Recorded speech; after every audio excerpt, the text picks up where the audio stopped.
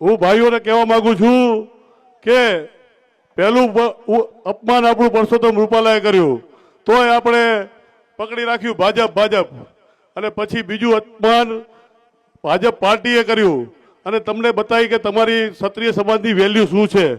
તો આપણે બતાવી દેવાનું કે ક્ષત્રિય સમાજની વેલ્યુ શું છે. તો ભાજપ તમારી કઈ વેલ્યુ નથી, ક્ષત્રિય સમાજ છે તો તમે ભાજપ છો, નહીં તો તમારી કઈ વેલ્યુ નથી.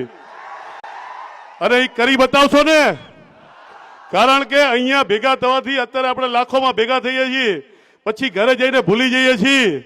તો એ ઘરે જઈને ભૂલવાનું નથી. 5 દી રજા મૂકી દો, કામ ધંધો મૂકીને, તો જ રિઝલ્ટ મળશે.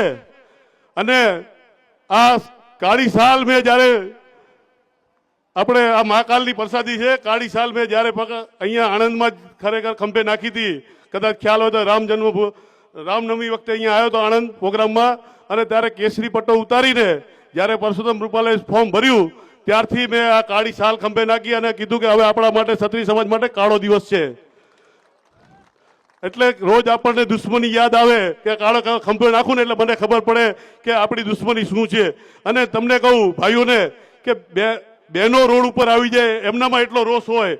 અને તમે હમણાં વિડીયો જોયા છે મુન્દ્રામાં, કચ્છમાં, પછી દરેક જગ્યાએ, તો આપણું લોહી ગરમ થઈ જાય, ઉકળી જાય કે હારા 2-4 જણાને કાપી નાખીએ, એટલી દાંત ચડે. બરોબર?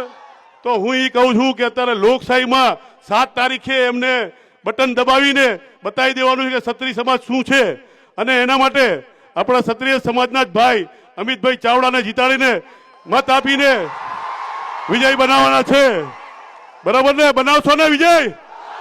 અને આણંદથી ઇતિહાસ રચાશે. આણંદના ભાઈઓનો જોશ જોઈને હું કહું છું કે તમારા તરફથી આણંદથી જ ઇતિહાસ રચાશે ને એ 26 સીટમાં ઘર ભેગા કરવાના છે બધાને. અને ભાજપને એમની ઓકાત દેખાડવાની કે ક્ષત્રિય સમાજથી વેર કરો ને, ક્ષત્રિય સમાજ પ્રેમથી માથું દઈ દે, બાકી વટ્ટે ચડે તો ભલભલાની પથારી ફેરવી નાખે.